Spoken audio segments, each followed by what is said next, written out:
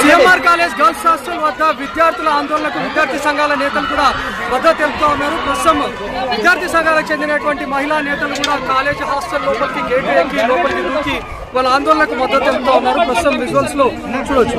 ఉదయం నుంచి విద్యార్థుల ఆందోళన కొనసాగుతోంది. నిన్న సాయంత్రం కూడా విద్యార్థులు ఆందోళన కొనసాగించారు. రాత్రి విరమింపజేశారు. కొన్ని డిమాండ్లను కూడా వాళ్ళు కాలేజీ యాజమాన్యం ముందు పెట్టారు. కానీ ఈ రోజు ఉదయం కాలేజీ యాజమాన్యంతో పాటు సిబ్బంది చేరుకొని రివర్స్ లో విద్యార్థులనే బెదిరించే ప్రయత్నం చేశారు. దీంతో ఒక్కసారిగా విద్యార్థి సంఘాలు కూడా ఇక్కడికి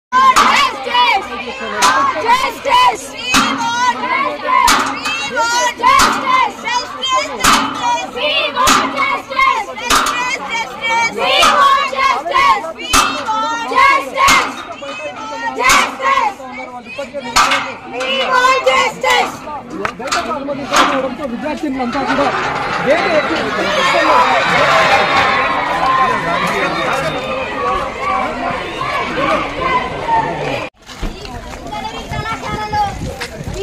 వ్యాపారం చేస్తూ లేదా ఫీజులో దూకేయడంలో ఉన్న పోయి ఆడబిడ్డలకు రక్షణ ఇవ్వడంలో లేదు.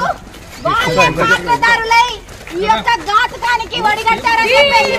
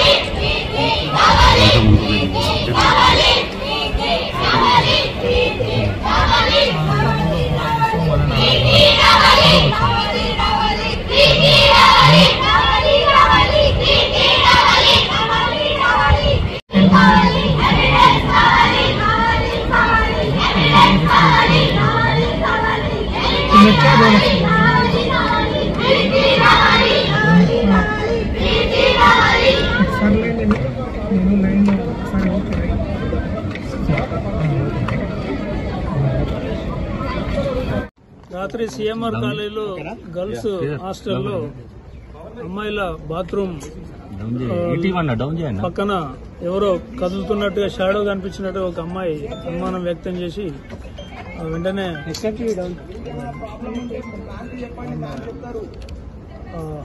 వార్డెన్ నోటీస్కి తీసుకుపోవడం జరిగారు. అయితే ఈ క్రమంలో అమ్మాయిలందరూ కూడా ఇంతకు ముందు కూడా కొన్ని వీడియోలు తీసి ఉంటారు అని అనుమానం వ్యక్తం చేయడం జరిగింది.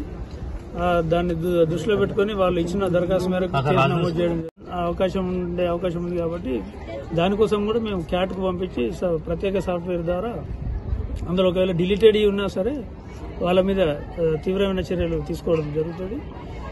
అదేవిధంగా ఇప్పుడు వచ్చి విజిట్ చేయడం జరిగింది. పరిస్థితి ఎట్లా ఉంది, యాక్చువల్గా నిజంగా అట్లా తీసే అవకాశం ఉందా అని చూడడం జరిగింది. ఇందులో కొంత మేనేజ్మెంట్ నిర్లక్ష్యం కనబడుతుంది. మహిళల రూమ్ల వెనకాల లేబర్ కు 2 రూమ్లు పెట్టడం జరిగింది.